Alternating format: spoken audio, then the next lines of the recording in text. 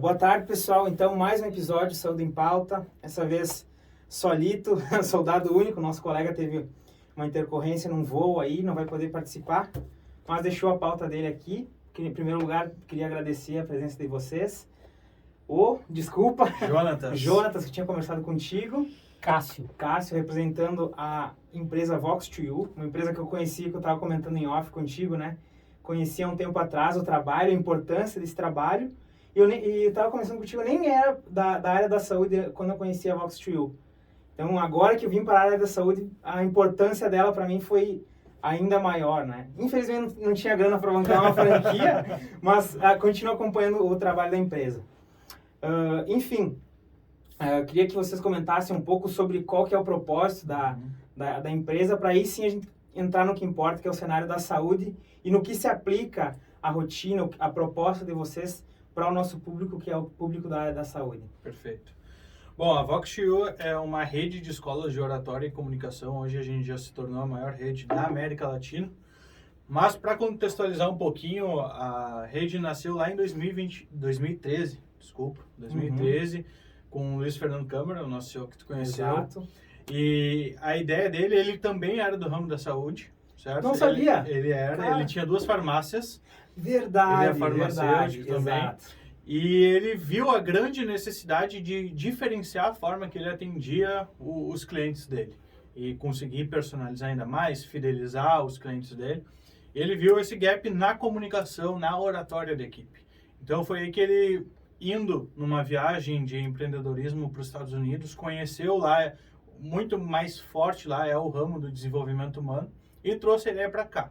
Então iniciou como a Nova Company, na verdade, a empresa, voltado para treinamentos corporativos. Só que tinha muita gente que ia bater na porta dele dizendo, cara, eu sou fulano de tal, o Joãozinho aqui, eu quero fazer um treinamento, como é que eu faço? É uma demanda que eu nem imaginava que existisse. Exatamente. Que legal. E aí foi crescendo, foi criada daí sim a Vox2U em 2014. Em 2017 iniciou o processo de franchising, teve a primeira unidade franqueada, e aí de lá para cá a gente já cresceu com mais de 130 unidades no Brasil inteiro. Caramba! Bom, já eu sou campeão em pular a ordem das pautas aqui. Eu queria já pegar esse gancho para fazer uma perguntinha que o pessoal, a gente colocou ali, as dúvidas que eles tinham em relação a oratória e comunicação em saúde. O público da saúde, como é que é a procura desse pessoal da academia de saúde, da atuação do dia a dia? Eles procuram vocês, assim? E para quais situações, geralmente?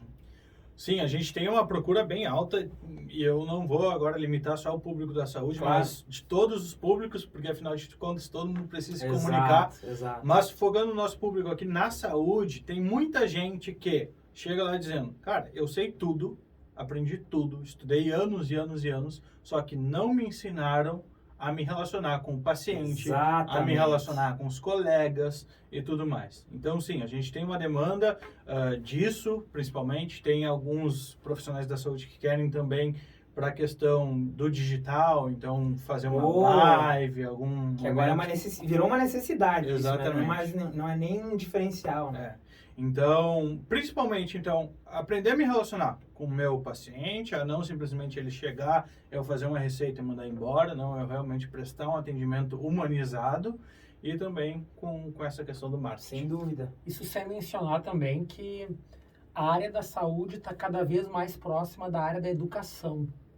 Essa questão de levar a informação, de fazer uma saúde preventiva. Uhum. Então, existe essa preocupação junto às mídias sociais de conseguir informar as pessoas para promover saúde, não só cuidar de doença. Perfeito. E a gente só consegue educar o paciente se a gente for convincente e convicto, tiver uma oratória, um discurso que consiga ser efetivo, né, em educar o paciente. É o nosso grande desafio. Mas não só convencer sim, mas ser afetivo também. Aproximar ele, de acolher o paciente realmente. Porque, cara, querendo ou não, hoje muitas pessoas falam, eu fui lá no médico tal, ele pegou, nem olhou para mim, receitou alguma coisa ali para mim e já me despachou em menos de 10 minutos de atendimento. E aí aquela pessoa fica marcada num relacionamento que é criado dessa forma. Diferente de um médico, que eu tenho alunos lá, que a consulta dele é de 1h30. Porque, e aquele paciente já está há anos com ele. Por quê? Porque ele se relaciona, ele se conecta com o paciente, ele olha vínculo, também para o lado de criar esse relacionamento, justamente isso. Perfeito. E assim, para aquele médico que é um médico excepcional, que é um bom médico, mas que é um médico tímido, que é um médico que realmente tem essa deficiência na comunicação, que tem alguma dificuldade um medo de falar, eu imagino que seja o maior empecilho no caso da comunicação médico-paciente. Isso falando de médico, claro que se aplica a todo profissional da saúde, enfim. Quais seriam essas raízes desse medo?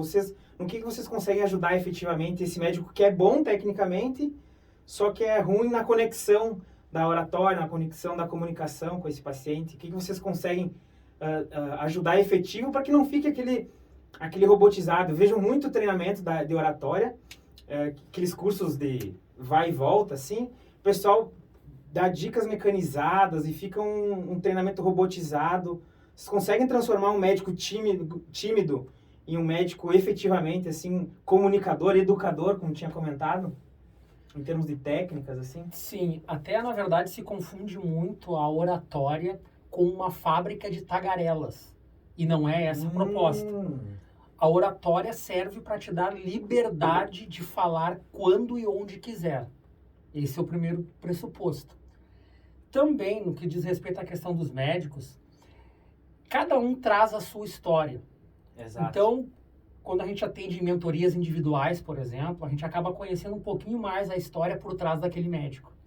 E tem questões familiares, tem questões de criação que influenciam essa timidez, que influenciam essa forma de se relacionar com as outras pessoas.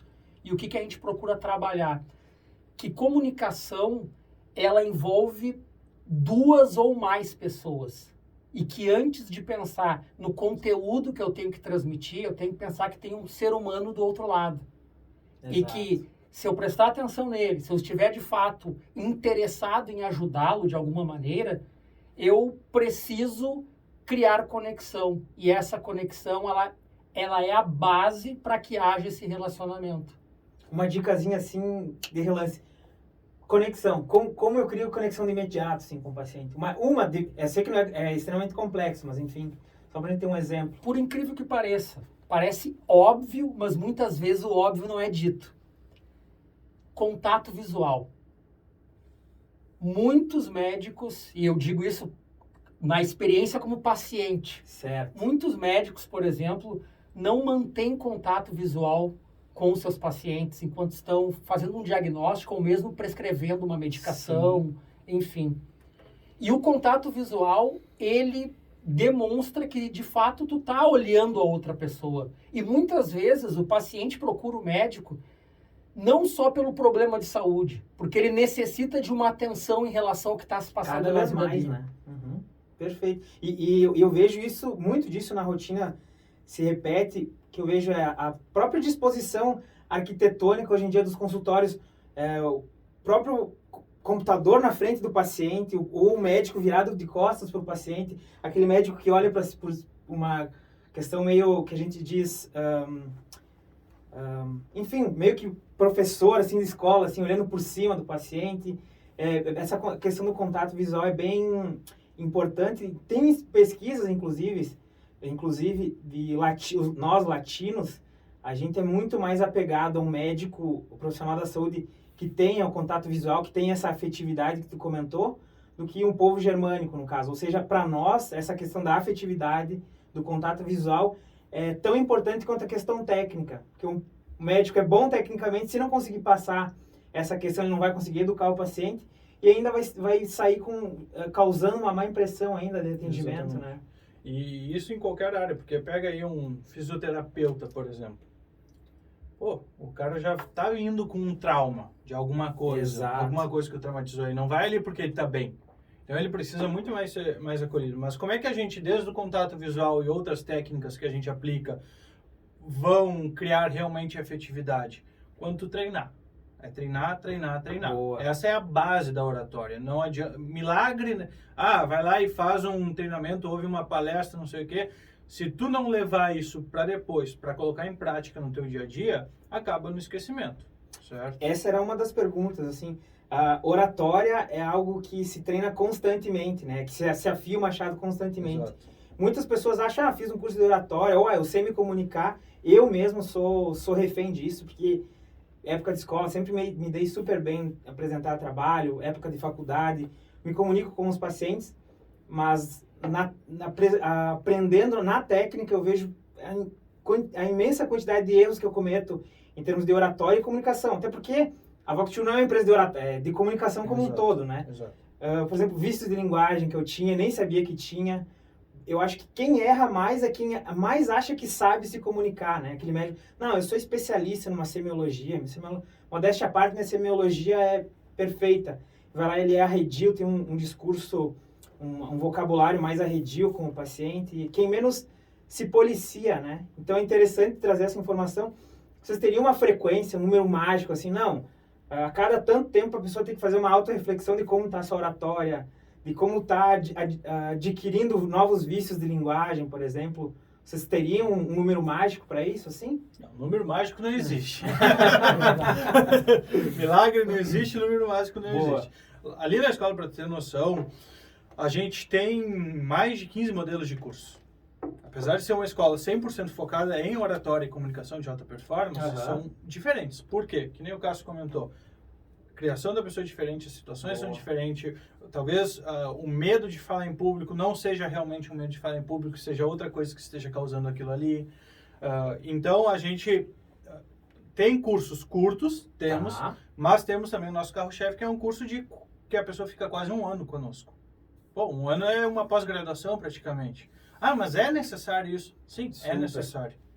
Porque a pessoa pode ter 10, 5, 20, 15 anos de carreira e de vida e ela não ter atingido uma comunicação efetiva e eficiente. Então, não vai ser em um mês ali que ela vai conseguir mudar aquilo ali. Exato. É mais ou menos que nem em inglês, né? Eu vejo a Vox2U, assim como franquias de inglês, de informática, por exemplo, vou viajar em 3 meses. É uma necessidade específica. Eu preciso aprender o inglês científico. Cada necessidade oratória vai ser, eu preciso apresentar um TCC. E é bacana que, mesmo tendo uma metodologia padronizada, vocês conseguem atender várias necessidades, né? Exatamente. Interessante isso. Inclusive, entrando nesse campo, mais outra pergunta, né? Para o pessoal do público, do meio acadêmico. A área da saúde é uma área que se estuda constantemente, né? Vocês têm algum treinamento específico que foque para esse perfil de acadêmico que precisa apresentar trabalhos, que precisa se expor a situações de estresse, por exemplo? Não é um palestrante, não é um professor que está dando aula toda hora, mas é aquela pessoa que vai apresentar uma tese de mestrado, uma tese de doutorado. Vocês têm um treinamento específico para essa galera? Na verdade, todos os nossos treinamentos, eles contemplam a comunicação em qualquer contexto. Interessante. O que acontece é que quando existe uma necessidade específica, no caso de apresentação de trabalho acadêmico, nós temos mentorias individuais, em que os alunos podem trazer as situações do mundo real, por exemplo, apresentações de mestrado, doutorado, e aí nós conseguimos dar um feedback específico em relação àquela apresentação, e a gente tem feito muito como se fosse um intensivão, assim, para ajustar a apresentação dele nesse caso, seria mais ou menos isso? Exatamente. Algumas horas ali que ele vai contratar, ele vai ter o professor disponível 100% só para ele, então é de um modo particular. E aí, por exemplo, óbvio que o conteúdo ele que vai trazer, mas ele pode fazer uma simulação ali da apresentação dele e a gente focar o feedback em cima daquilo ali. Bacana. Mesmo sendo uma franquia com modelo padrão, ainda tem essa questão da exclusividade, né? Exatamente. Bacana. E em termos de profissionais da saúde, acadêmicos, assim, vocês têm alguma demanda específica, algum tipo de treinamento específico para esse pessoal? Não. A gente não tem nenhum tipo de treinamento classe, focado assim? em profissão. Não.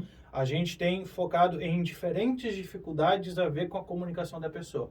Então, pode ter o fisioterapeuta e o psicólogo. O fisioterapeuta tem mais dificuldade, bom, ele vai ser indicado para o curso X.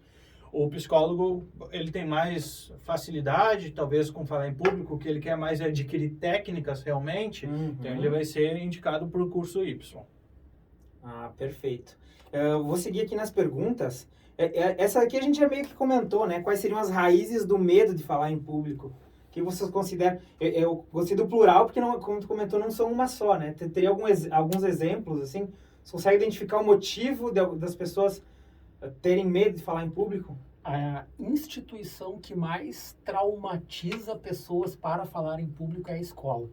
Eu digo isso com propriedade porque eu venho da área da educação. Ah, é? Porque, olha a realidade, tu passa boa parte do tempo ouvindo dos professores que tu tem que ficar quieto para que ele possa falar. Até que num determinado momento tem o famoso trabalho para apresentar, aí ele te convida a falar. Se tu não tem uma certa desenvoltura, se tu não foi estimulado muitas vezes em casa, tu acaba virando pedestal de cartaz. Ou então fica passando os slides hoje Exato. nas escolas. Então a escola, infelizmente, ainda está caminhando muito devagar no desenvolvimento de comunicadores. Está prejudicando. E a gente sabe disso porque a gente recebe lá na Vox muitos adultos que vieram traumatizados com situações acontecidas lá no primário. E jovens. Tem Jovens? 16, 17, 18 anos, 12 anos, que os pais procuram porque meu filho não consegue ir na aula quando tem que apresentar trabalho, por exemplo. Cara, nesse nível, assim... E a percepção que... Vocês têm percebido que as pessoas têm se autopoliciado quanto à necessidade de aprender a falar em público, aprender a falar, não necessariamente em público, mas aprender a falar, nesse sentido, não, eu sei falar, não, mas vocês têm visto essa mudança de cultura, assim? Existe essa mudança, só que é muito lenta. Esse é o desafio de vocês, inclusive, né? Exatamente. Uhum. Porque muitas vezes a pessoa, eu sei falar e tal, vai lá, daí o que a gente faz?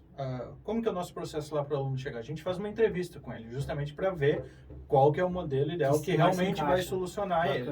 E aí o que a gente faz? Ele pode chegar lá falando, eu falo muito bem, não sei o que, mas tal situação me deixa nervoso. Daí a gente pega e faz uns testes lá com ele e descobre que, na verdade, o que é o bom para ele, pro resto, que é o que importa, não tá nem bom.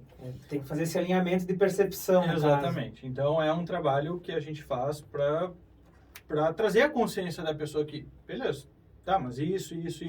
E ela vai porque eu quero fazer vídeo, mas no fim ela não consegue nem modular a voz dela e quer fazer vídeo. Entende? Então, a gente tem que fazer esse processo de trazer a consciência para ela entender onde que estão as falhas, e não digo falhas, mas as situações que ela não domina e conseguir aplicar a metodologia em cima disso. Bacana. Inclusive, a gente lançou as perguntas para o pessoal e muitos pediram, é uma franquia, é uma escola, é uma academia de fonoaudiologia. Até agora a gente não falou nada de técnica vocal, né? É muito mais que isso, né? Na área da saúde, a gente aprende essas técnicas de comunicação, de relação médico-paciente, enfermeiro-paciente, numa disciplina que a gente chama de semiologia, né? No meu caso, eu tive com um professor excelente, que é famoso, o Pedro Neuro, talvez vocês até conheçam, e uma das dicas em que ele dava é que alunos de medicina deveriam aprender a fazer teatro para melhorar a expressão, no caso, desenvoltura e tal. Eu queria saber o que vocês acham dessas dicas, assim. Vocês acham interessante para esse profissional? Ou vocês têm alguma metodologia mais acelerada que não... Não, o cara não pode perder tempo fazer teatro, algo mais basal, assim. E é difícil até encontrar, né? Alguma escola de teatro, enfim. Olha, todo aprendizado ele é válido. Uhum. O teatro vai ajudar? Vai. Só que ele vai trabalhar uma parte muito pequena do que significa a comunicação. Ele vai ajudar, talvez, um pouco mais na questão da expressão corporal, enfim. Agora, a comunicação é muito mais ampla. Talvez o mais importante, e aí falando especificamente para profissionais da área da saúde, seja o estar presente no momento da comunicação. É prestar atenção no outro. Se me permite um exemplo, isso quem trouxe foi uma aluna nossa, ela compartilhou, já tem algum tempo já. Ela, uma menina jovem, ainda já era maior de idade, já tinha lá seus 18 anos, e ela foi ao ginecologista. Só que ela nunca tinha ido sem a companhia da mãe. E ela ainda era virgem. Uhum. E ela foi ao ginecologista e ela estava muito nervosa. Foi junto com uma amiga e a amiga iria entrar junto com ela. Só que o médico barrou a entrada da amiga e ela vai entrar sozinha. Ela entrou sozinha. E ele perguntou para ela, da forma como ela nos contou, de uma forma meio seca. Já teve relação e ela não entendeu a pergunta. Ela disse sim. Já. Então passa lá e tira a roupa. E ela disse que... Ela ficou pensando, nossa, mas ele tá querendo abusar, tem alguma coisa errada aqui. E passou por toda uma situação de constrangimento, o fato é que ela quase saiu correndo do consultório, pedindo socorro e ajuda. Aí é que foi se resolver a situação. Agora, tu imagina, um pouquinho de sensibilidade, de olhar, de tentar entender, será que realmente ela entendeu a pergunta que eu fiz? Porque provavelmente, eu conheci a aluna, ela deveria estar demonstrando algum nervosismo no momento. Será que, de repente, será que entendeu uma conversa antes do que simplesmente vai lá, passa, tira a roupa, sem ela compreender? Tu imagina onde que isso poderia parar? Sem dúvida. E é muito mais comum isso do que a gente imagina, né? Infelizmente, né? Até agora a gente vem falando da relação profissional da saúde-paciente. Mas a gente sabe que na rotina da saúde, um dos grandes problemas, um dos grandes desafios é a comunicação intraprofissional, né? O que vocês têm a comentar sobre isso, sobre o potencial que a oratória, que a comunicação entre profissionais tem no questão de conflitos, a questão da efetividade das informações, né? O que vocês poderiam dar de dicas, assim, para que... Até a questão de liderança, né? Um bom líder é um bom comunicador também, né? Que vocês... E um bom ouvinte. Principalmente um bom ouvinte, concordo. O que vocês teriam a comentar sobre, em relação, assim, a dicas ou situações que a gente vê no dia a dia que, por falta de uma comunicação efetiva, se perde a comunicação, se entende errado, enfim, num contexto profissional, ou se cria até intriga algumas vezes, né? Onde existe muito especialista de uma mesma área, acontece isso não só na área da saúde, é muito provável que aconteça uma certa disputa, um certo ego. E aí, muitas vezes, a gente conclui coisas não compreendendo a informação, ou pegando um recorte da informação que foi transmitida, ou não compreendendo uma pergunta feita, e a gente já, antes de compreender a pergunta, já dá uma resposta. Subentendendo que o ouvinte sabe interpretar o que eu estou comunicando, né? Exatamente. E como a gente se policia? Porque isso é um vício, eu imagino, né? Eu estou transmitindo tal mensagem com o pensamento de que ele vai entender 100% do que eu estou passando. Tem algum policiamento, autopoliciamento, para dizer, não, deixa eu revisar e mudar meu vocabulário, rever a minha mensagem, né? Como é que vocês trabalham isso? Acho que o ponto de partida, principalmente quando alguém me faz uma pergunta, é eu ter certeza que eu entendi a pergunta. Então, não é problema nenhum devolver a pergunta para se certificar de que realmente é aquilo que o colega quer saber, do que daqui a pouco transmitir uma informação incompleta que eu imaginei que era aquilo que ele estava querendo, e aí causar um problema a um terceiro ainda. Principalmente quando existe lá um grupo de médicos que estão lidando com o caso de um paciente, ou um grupo, enfim, de profissionais da saúde que interagem e que estão todos trabalhando por bem de um terceiro. E outro ponto, pega uma enfermeira, por exemplo, que lidera um setor, né? Ela vai ter pessoas diferentes trabalhando com ela, que pensam diferente, que têm um modo de visão diferente, talvez um conhecimento específico não tão aprofundado ou mais aprofundado. Então eu tenho que entender que a minha comunicação, eu não tenho que pegar e colocar todo mundo dentro da mesma gaiola. Eu tenho que conseguir saber como que eu vou ser mais efetivo com cada tipo de pessoa que eu estou lidando.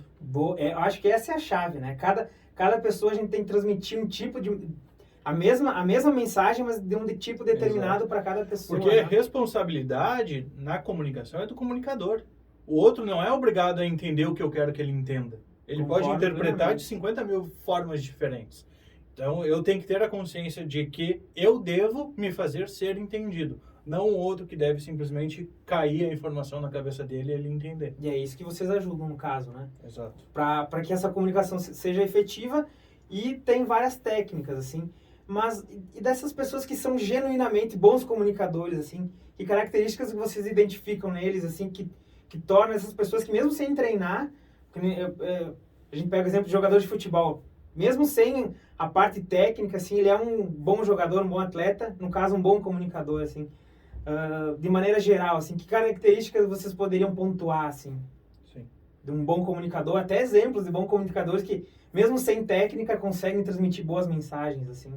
Eu acho que, principalmente, não ter o receio de errar. As pessoas que se comunicam de forma natural, com mais facilidade, elas são mais tolerantes ao erro. As pessoas que têm dificuldade da comunicação, elas carecem justamente da prática pela questão de se expor mais, de entender que nem sempre ela vai acertar, de que depois de errar muitas vezes e, obviamente, errando com feedback, para poder corrigir, ela vai conseguir desenvolver a comunicação. Então, acho que o primeiro é se permitir. Por isso que nos nossos cursos a gente preza muito pela prática. A gente preza pela prática por uma questão muito simples. Porque é errando, é tentando, é corrigindo, é tendo feedback, é percebendo que às vezes foi melhor do que a pessoa acredita que seria. Existe bastante. Que bom, né? Que as pessoas têm esse auto-receio, talvez por se julgar demais, não sei, enfim. E, na verdade, não, elas estão comunicando efetivamente. Legal, é bom saber disso. Hoje, 80% da população brasileira tem medo de falar em público. Algum tipo de medo, receio, enfim, nervosismo, ansiedade, não importa qual seja. Uhum. Só que tu tinha perguntado antes sobre, às vezes, a causa disso, né? Uhum. Muitas vezes a causa é justamente o medo de falhar em público. O medo do julgamento do outro. A pressão que eu coloco em mim mesmo para que eu não erre.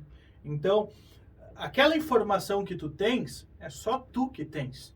Se tu errar, talvez o outro nem note que tu errou. Então, haja sempre com naturalidade, que tu vai conseguir conduzir da forma mais natural possível. Contornar, né? Exato. A gente vai conseguir identificar o receptor da mensagem, nem vai identificar, a gente vai ter corrigido, né? Bacana. Isso. Bom, agora eu queria entrar num tema que eu acho que vai ser meio que uma função social que a gente vai começar a conversar agora aqui, que é até delicado, né? A gente às vezes acaba se ficando exaltado, que é desses gurus da internet. Que tipo de asneira vocês já ouviram falar aí, esses gurus da internet que dizem ser especialistas em comunicação, que fazem esses cursos de comunicação uma vez só, que não avaliam o feedback do orador, assim, o que vocês já ouviram de asneira assim na internet? Bom, aí tem um repertório imenso. Imenso, mas vamos né? pontuar algumas coisas. A primeira delas, que eu acho que é a mais comum, é que quando tu for falar em público, principalmente para uma plateia, fazer uma apresentação, tu deve criar um personagem. E aí eu fico me perguntando, quando que é mais fácil errar? É mais fácil errar sendo quem eu sou, sendo que eu sou quem eu sou desde que nasci, Exato. Ou seja, me conheço bem, ou eu tentando ser qualquer outra coisa. Que absurdo isso, né? E eles tentam passar de uma forma com que, não, é isso aí, as pessoas não se policiam e pensam, poxa, é tão natural ser nós mesmos, né? E pagam caríssimos cursos assim que efetivamente não funcionam, que não tem essa repetição que vocês comentam, né? E dão uma pseudo-sensação do comunicador que, não, eu sou bom, fiz treinamento com fulano de tal, né? Ou ensinando que há 4 pontos essenciais que vão mudar a tua forma de comunicação. Aquela receitinha de bolo, né? Não existe, que nem eu ressaltei no início, não tem milagre, não tem fórmula mágica. É treino, constância, treino, constância. Ah, mas eu vou pegar e treinar na frente do espelho? Tá, pode ajudar, pode sim. Mas é muito mais fácil quando tem alguém te indicando como treinar e como fazer. Então, o principal papel de nós, da Vox.io, não é ensinar algo novo para a pessoa, mas é modelar aquilo que ela já faz, que é se comunicar. Perfeito. Vale lembrar da seguinte forma. Prática com repetição beira a perfeição. Boa. Essa era uma pergunta, né? Existem fases da evolução da oratória. Imagino que pelo que a gente comentou agora, eu já sei a resposta, né? Existem fases, né? Sim. Existe um período que eu imagino que seja mais, o que a gente comentou, mecanizado, né? Em que a pessoa tá com todas as técnicas dominadas, mas ainda não tem aquela segurança, aquela casca da repetição, né? Tem alguma transição para isso? Ou imagino que já sei a resposta, que é treinando, que vai se tornar algo genuíno, assim. Mas tu vai notando, sim, a diferença nas fases. Por exemplo, um exemplo que a gente pode utilizar é de alguém que está aprendendo a dirigir. Uhum. Quando tu chega na autoescola, em tese, em teoria, tu não sabe nem onde fazer a marcha, né? Em teoria. Em teoria, boa.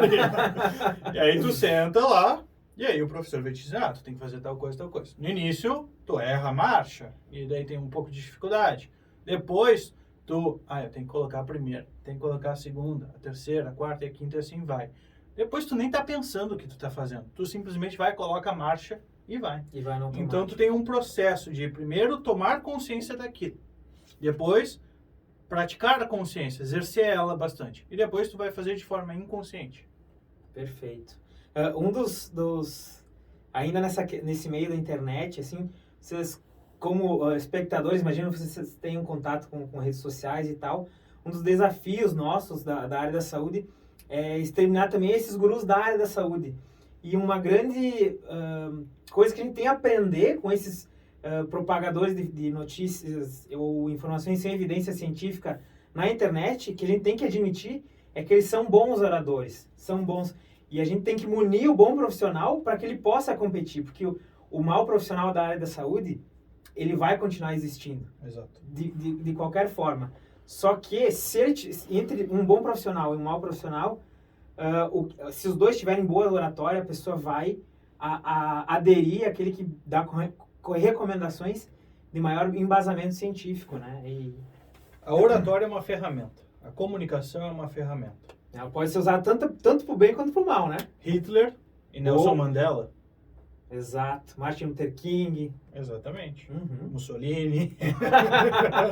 Então a gente tem casos aí, não só na saúde, que isso acontece muito. Tem advogados também, por exemplo, que vão lá, porque muitas vezes a gente se apega na técnica, e eu não estou falando da oratória agora, estou falando na parte cientificista mesmo, na parte técnica da medicina, por exemplo.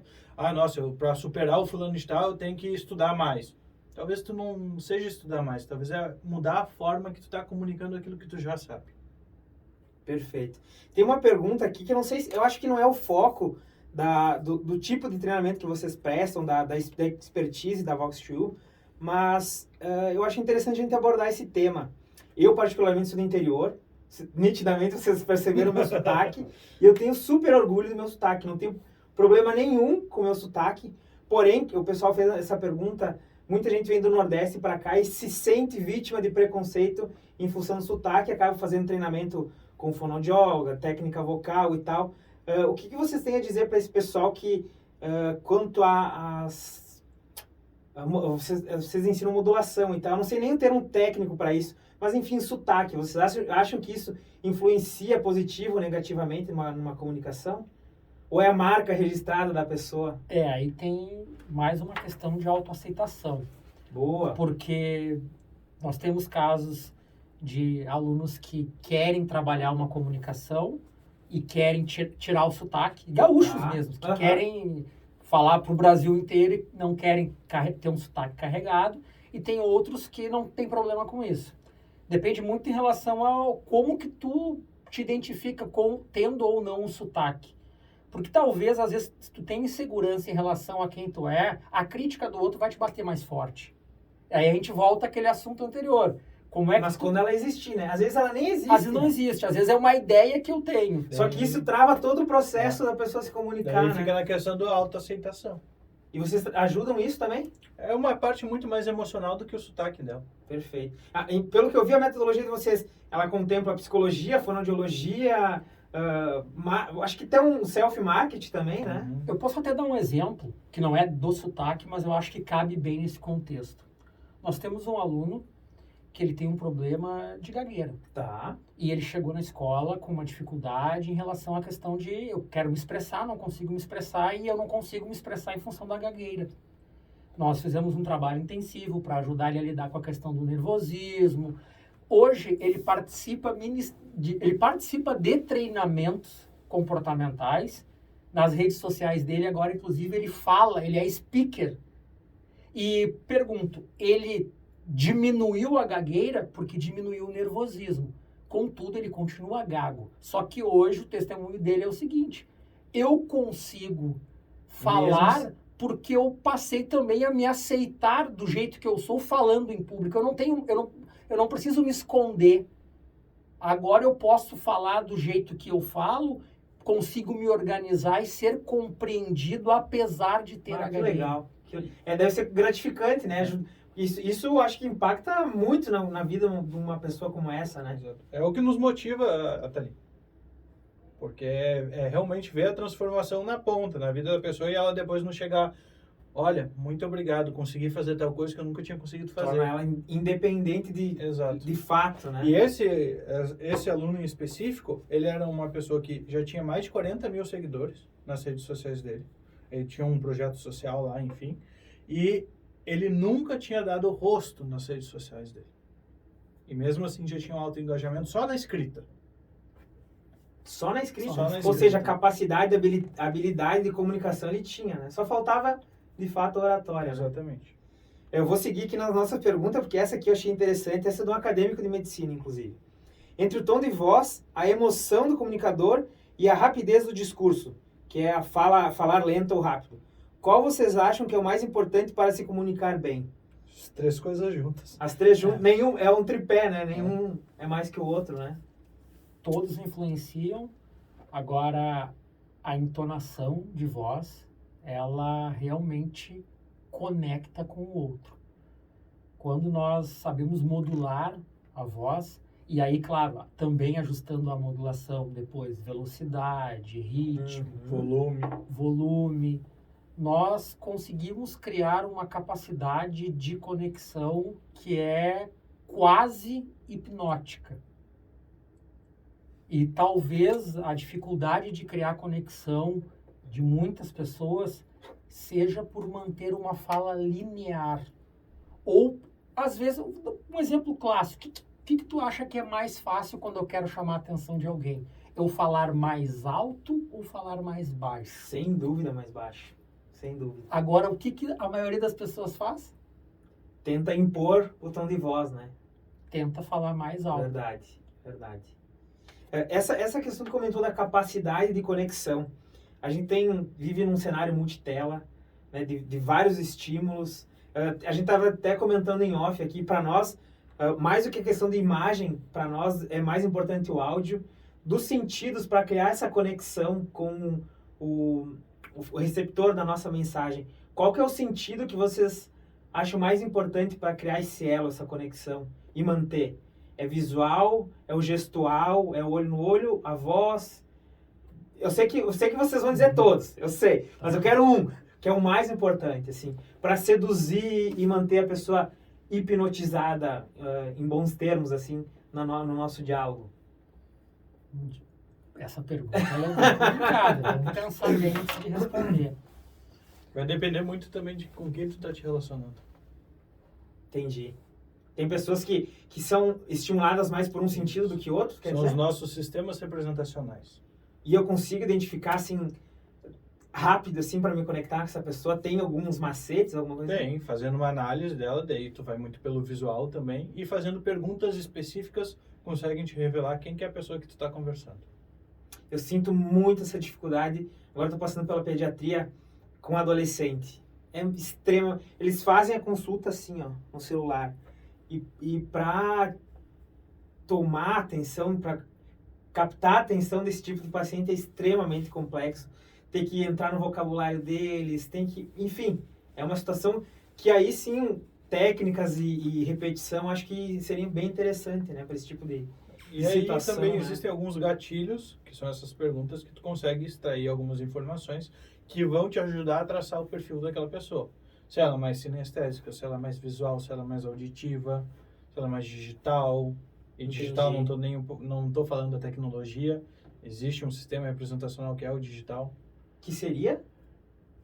É uma mistura, assim dizendo, entre o auditivo e o sinestésico. Ah, entendi. E o sinestésico é aquela pessoa que vai muito também pelo emocional também, ela precisa de uma prova mais afetiva também.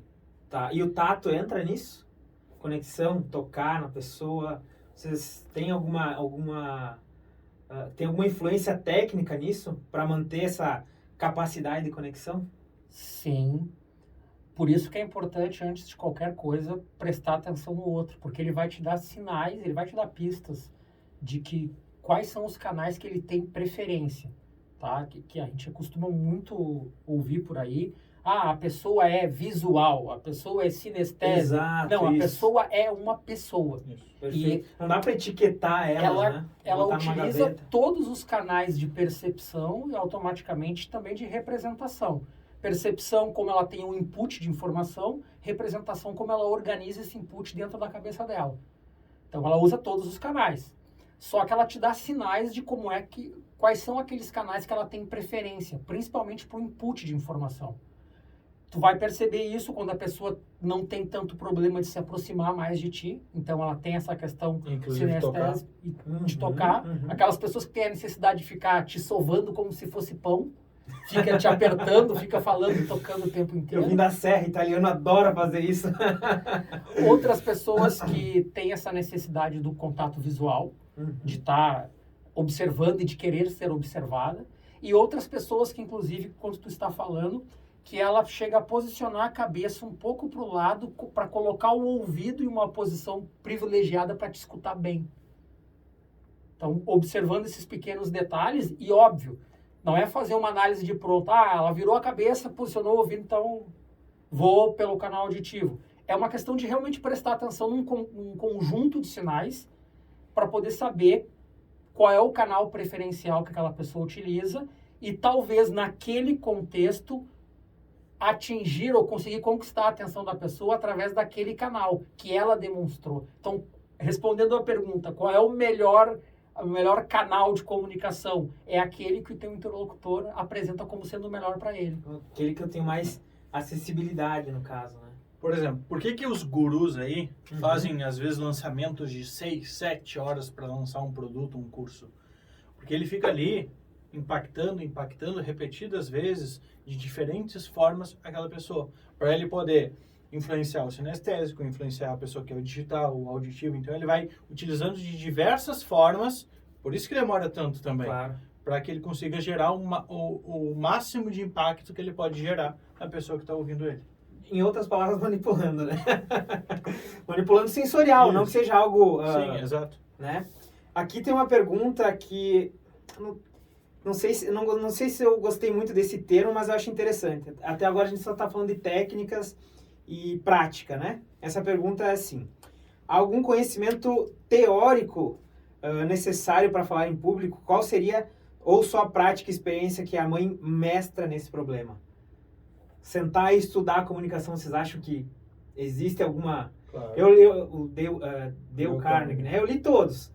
Na prática, eu achei algo bem superficial, aquela prestar interesse genuíno, isso é meio que empírico, para mim, pelo menos era empírico, já tinha isso imputado em mim, mas em tudo que eu leio de comunicação, para mim, parece muito basal.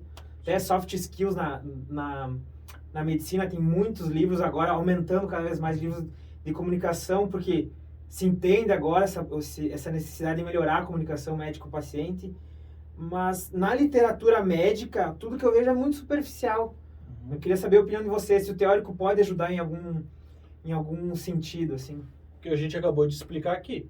Se não tivesse uma fundamentação teórica nos sistemas representacionais, por exemplo, tu não consegue saber ter a percepção de qual que é o sistema preferido daquela pessoa e como aplicar isso. A comunicação não violenta, por exemplo, um conceito que está em moda hoje também. Boa. Deve ser estudado para entender o porquê e como, para depois poder aplicar.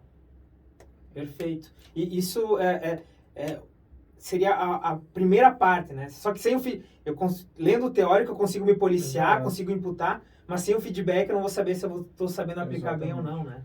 Só tem que ter cuidado, muitas vezes, para buscar o conhecimento teórico para conseguir desenvolver uma habilidade que nem é uma soft skills.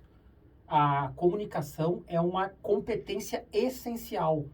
ela serve de base para o desenvolvimento das soft skills. Ela é então, essencial. Teoricamente, ela tem que ser estudada na teoria também, então. Também para compreender os conceitos e os pressupostos. Contudo, se eu fico só na teoria, eu sei falar sobre oratória. Não quer dizer que eu consiga fazer, que eu seja um bom orador, que eu consiga fazer um discurso, persuadir alguém, encantar alguém, através da minha comunicação. É que nem o nadador, ele pode ler todos os livros de base da natação, mas se não for nadar, se ele não se jogar na água, ele vai se afogar quando for. Exato. Seguindo aqui, tem uma bem genérica, né? Mas essa representa... Eu vou fazer essa pergunta porque ela representa muito da nossa carência enquanto acadêmico. Eu vim de 3 cursos da área da saúde e nos 3 cursos a questão da comunicação, técnicas de comunicação, elas são extremamente deficitárias. Tanto que eu estava comentando com vocês, a única disciplina que a gente trabalha isso, que é a mais importante para mim, que é a semiologia. Fora isso, é só aquele conselho do nosso preceptor, aquela modulação corretiva, não instrutiva, né? E essa pergunta é assim, como médicos podem melhorar a oratória? Ela é bem genérica. Eu acho que vocês vão dizer, vamos na Vox Tour, né? Exatamente. Só chegar lá, conversar com um dos nossos consultores. Qual é o principal? Essa a gente também já comentou, né? Dos principais. Eu acho que cada um tem o seu, né? O seu ponto fraco, o seu ponto forte na comunicação, né? Médico-paciente, a gente já comentou bastante sobre a relação médico-paciente. E ainda nessa relação médico-paciente, a gente tem outro problema que é mudar crenças. Por exemplo, venho de um médico, recebi tal instrução, aquela instrução não é a correta, mas aquele médico foi um comunicador tão efetivo em me passar aquela instrução, quando eu escuto uma segunda opinião, eu não consigo mudar. Bom, a gente teve esse exemplo na política, né? Enfim, como a gente consegue mudar crenças através da oratória? Digamos, reconvencer ou remodular a interpretação das pessoas. Certo. Vender um novo discurso, eu diria assim. Acho que, em primeiro lugar, sabendo fazer boas perguntas. Eu acho que é fundamental. Para a pessoa auto-refletir? Exatamente. Tá. E, em segundo, é importante falar de 2 coisas que parecem... Uma parece ser super positiva e a outra super negativa e não é. E aí, eu acho que o exemplo do profissional da saúde cabe bem aqui. Qual é a diferença entre persuasão e manipulação? Persuasão é quando eu utilizo de estratégias para que uma pessoa faça aquilo que ela, no fundo, quer fazer, mas por alguma razão não consegue. Ou falta algum recurso, ou falta alguma motivação. Tá. Então, eu estou persuadindo. Normalmente, quando a gente fala de manipulação, é visto como algo do mal, algo ruim. Vamos entender um contexto. A manipulação, ela serve para que tu consiga que uma pessoa faça aquilo que às vezes ela precisa, mas ela não quer. Justamente entra a questão da crença. Então, é errado um médico, um profissional da saúde, manipular um paciente a adotar uma postura que é para promoção da própria saúde, para o bem-estar, para promover a vida? É errado um médico manipular, nesse caso? Alguém que tem uma crença, que é muito presa àquela crença, muitas vezes uma crença infundada, a pessoa não adere a um tratamento específico por conta de um equívoco, que ela viveu com aquilo a vida inteira e ela tem aquilo como uma verdade. Fumante que está com câncer, ele tem que parar de fumar para fazer o tratamento do câncer. E aí eu vou manipular ele para que ele pare de fumar. Certo. Não é algo necessariamente ruim, né? Usado pro mal, né? A gente vai exercer essa influência para tentar trocar essa mentalidade dele, né? Exatamente. Bacana. Seguindo, posso seguir aqui ou vocês querem... a gente tá indo na pauta, eu tô indo pulando perguntas para meio que encaixar no que a gente tá conversando, para fluir mais a conversa, né? Essa aqui é boa. A gente falou sobre feedback da nossa oratória. A gente poderia comentar um pouco mais sobre como avaliar a efetividade da nossa comunicação.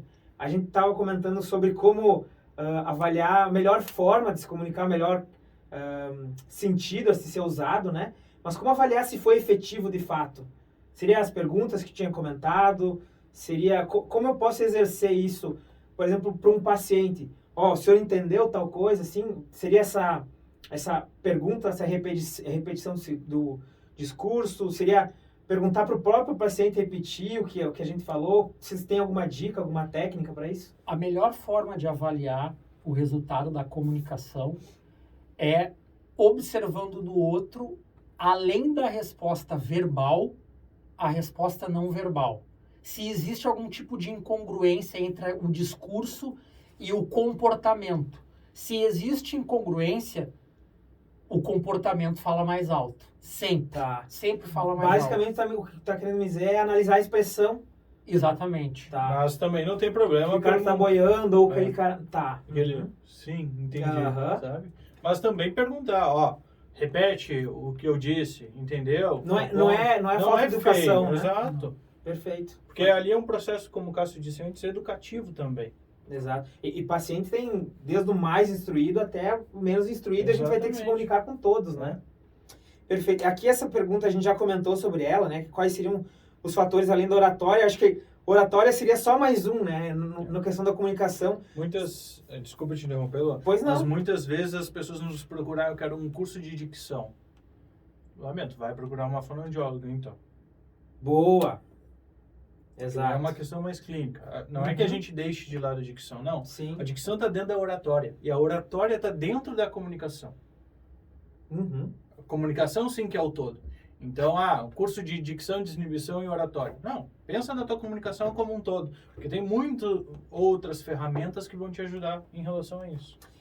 Eu não sei se é percepção minha, mas no processo de comunicação eu vejo a oratória como sendo o que dá fluidez à comunicação, assim, a questão da modulação, do vocabulário, da própria dicção, que ele é só elemento que seria a cereja do bolo, eu acho, né? Tudo tem um processo antes da oratória, não sei, me corrija se eu estiver errado, né? E se sim, qual seria o percentual do todo da comunicação da oratória? Qual seria o percentual dela dentro do processo de comunicação? No que se refere ao impacto da comunicação, é preciso pontuar isso. Em torno de, a gente está trabalhando com estimativas, tá? 55% da comunicação está relacionado, ao impacto da comunicação está relacionado à linguagem não verbal. Ou seja, postura, gestos, expressões, contato visual. Aí nós temos 38% que ainda não diz respeito à palavra, ao conteúdo, mas se refere à modulação vocal. Entonação, ritmo, volume, expressão. E 7%, em torno de 7%, aí sim nós estamos falando do conteúdo, das palavras que eu escolhi. Normalmente o que mais preocupa as pessoas ao se comunicar é a atenção nas palavras. Que palavras eu devo usar? E aí presta muita atenção nas palavras, muitas vezes pelo nervosismo escolhe as palavras erradas e esquece de todo o resto que no impacto tem um peso muito maior. Imagina o seguinte, as palavras é como se fosse um diamante. O diamante são as palavras, que é o conteúdo, a informação. Só que tu vai entregar esse diamante para alguém muito querido dentro de um saquinho de pastel. Boa. Nossa, a analogia é perfeita. Vai chegar... Como que a pessoa vai olhar primeiro o quê? A embalagem. A forma como o conteúdo é entregue. Ela vai achar horrível. Agora tu pega o mesmo diamante e coloca numa embalagem bonita, adequada para aquele tipo de conteúdo. Causa um outro impacto. Causa um outro impacto. E aí a gente volta numa pergunta anterior. Por que os médicos, os profissionais da área da saúde, os bons profissionais, têm obrigação de desenvolver a sua comunicação? Porque tem muito profissional medíocre, ruim, fazendo um péssimo trabalho, e eu costumo dizer em sala de aula, tem muito pangaré por aí, colocando dentro de uma bela embalagem um grão de areia. Só que as pessoas primeiro vão ver o quê? Vão se seduzir pela embalagem. Infelizmente, né? Perfeito. Eu acho que nesse contexto aí, eu acho que ainda no sentido de ajudar esse bom profissional, essa pergunta vem super bem a calhar, que é quais aspectos podem que prejudicam uma boa comunicação. Aqueles processos que prejudicam e que a gente nem se percebe. A gente até estava comentando, né, sobre como se posicionar, né, não ficar genuinamente de frente para a pessoa, não ter contato visual. Quais, assim, como se fossem dicas, assim, para nós profissionais da saúde, assim. O que vocês poderiam passar para que um profissional da saúde se policiasse, assim, nesse sentido, né? Para educar bem um paciente, para não vacilar, né? O que vocês teriam de dica? Acho que, em primeiro lugar, é lembrar que na comunicação o foco tem que estar no outro. Uhum. Então, eu tenho que ler o outro, eu tenho que ouvir de verdade o outro, eu tenho que me certificar de que eu estou entendendo o que o outro está me dizendo, e aí fazendo boas perguntas, prestando atenção na linguagem não verbal. É estar presente para o outro. Eu acho que é o fundamento aí. E o que muitas vezes trava uma boa comunicação é que eu estou muito preocupado com a minha performance. E muitas vezes não estou nem enxergando o outro. E aí, por estar muito preocupado com a minha performance, eu fico nervoso, eu tenho medo de errar, e o outro que está ali esperando uma palavra, esperando uma orientação, muitas vezes não é visto. Exato. Isso acontece com frequência num momento que para nós é um tabu, né? Que é como dar más notícias, né? Isso, por mais desenvolvido que seja a técnica, eu acho que sempre vale o que tu tinha comentado, né? Revisar antes, analisar qual o vocabulário, qual o tom de voz, quais palavras, né? Porque é um momento extremamente delicado para o familiar desse paciente, no caso de uma questão de morte, de uma questão de uma complicação, uma cirurgia, por exemplo. Enfim, a gente fala más notícias, a gente só pensa no aspecto de morte, né? Mas tem várias circunstâncias em que a gente precisa dar más notícias, um diagnóstico negativo, enfim, na rotina da saúde, né? É bem importante nesse sentido a gente se policiar antes, fazer esse microteste, essa autoanálise para depois passar para o paciente, né? Querendo ou não, na área da saúde, tu sempre tá lidando com qualquer situação que tu vai lidar, tem um peso emocional muito grande. Porque é a saúde, é a vida da pessoa que pode estar em jogo. Mesmo que for para fazer um procedimento estético, é algo a ver muitas vezes com o emocional também daquela pessoa. Então a gente não pode deletar da nossa forma de se comunicar, levar em conta também esse aspecto emocional. Sem dúvida. Essa aqui também a gente já tinha comentado, né?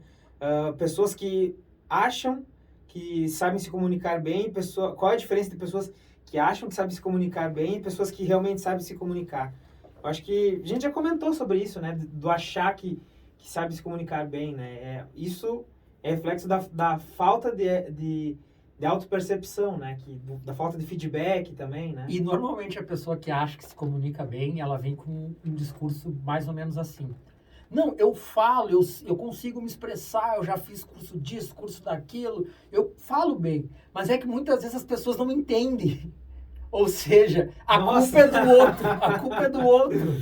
E na área da saúde que a gente tem muito também eu sei me comunicar bem, mas sabe se comunicar bem só com determinado nicho de pessoas, né? Sei me comunicar bem com os meus pacientes, mas com os meus colegas, com os meus alunos, eu não sei me comunicar bem. E acho que por me comunicar bem com os pacientes, sei me comunicar bem com todo mundo, né? Ou, eu sei me comunicar bem porque eu sou professor de tal coisa, então eu ensino os outros. Um bom cientista não quer dizer que é um bom professor, um bom comunicador, um bom médico, né? Um bom profissional de saúde, enfim. Eu acho que aqui a gente gabaritou nessas pautas, aí a gente conseguiu responder as perguntas de todo mundo. Eu acho que já devemos ter estourado o tempo, não tem problema nenhum. Queria que vocês deixassem uma mensagem final, divulgassem a escola de vocês. Fiquei sabendo que é aqui pertinho, né? Exatamente. A franquia de vocês. A nossa escola, especificamente aqui de Porto Alegre, nós fomos a primeira unidade do sul do Brasil. E hoje já tem até alunos nossos que abriram suas escolas de tão fascinante que é a metodologia realmente. E transforma vidas. Temos diversas provas sociais aí. Então a gente fica aqui na rua Miguel Toches, dobrou ali do Hospital de Fêmea, na Mostardeira, dobrou, primeiro prédio à direita, a nossa escola, fica bem visível ali, temos estacionamento ali na frente também. Opa, legal! E fica o convite para quem quiser nos conhecer, fazer uma consultoria, a gente faz uma avaliação da comunicação da pessoa e indicamos qual é o melhor curso, ou se quiser, também temos aulas experimentais, de forma gratuita, para a pessoa ver se realmente faz sentido. Melhor do que a gente falando aqui é ir conhecer. Importante, né? boa. Então, o professor Cássio e a professora Paola ali, o professor Leandro, temos 3 professores. Rola desconto para quem quiser que ouviu no Saúde em Pauta. Podemos negociar, vamos negociar. Boa, isso aí. Pessoal, espero que seja, para mim, pelo menos foi uma aula. Eu sou um apaixonado por comunicação, por oratória. Reconheço a importância. Infelizmente, a gente está aqui porque é uma realidade em que não é universal, né? Muita gente ainda acha que não é importante. Eu acho que a gente conseguiu sim mostrar a importância da comunicação como um processo contínuo, né? Eu acho que era essa a nossa missão, né? Muito obrigado mais uma vez por terem vindo. A gente está à disposição sempre que vocês quiserem usar o nosso veículo aqui para se comunicar, para ofertar a solução de vocês, são sempre muito bem-vindos, tá bem, pessoal? E não esqueçam de nos seguir lá no Instagram, @portoalegre.voxtio. Perfeito. Até mais, pessoal. Tchau, tchau. Tchau, tchau. Tchau, tchau.